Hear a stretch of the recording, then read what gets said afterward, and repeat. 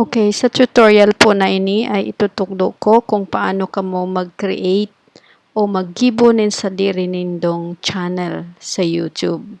Okay, inot, itatype po nindo ang youtube.com. Okay, ako nganyan ayaon na sa youtube.com.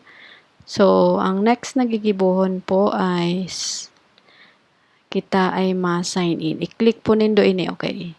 Sign in dahil ako ay igwa ng mga account. Okay.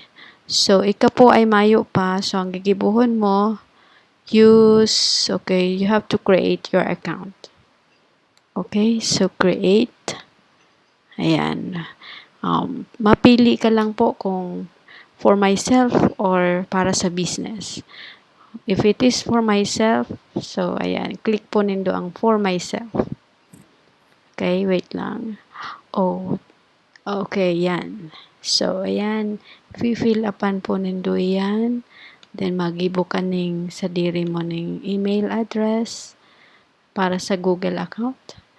And then, ayan, para sa Gmail address, pwede rin.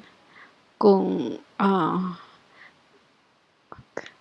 yes, mas magayon po ay Gmail address, igwa ka. Then, ayan, ini-next mo lang yan. So, ayan, igwa ka na ng YouTube account. So, ayan, then ganyan lang ka dali. So, thank you for watching. Kung may tanong po, paki-comment na lang po sa baba.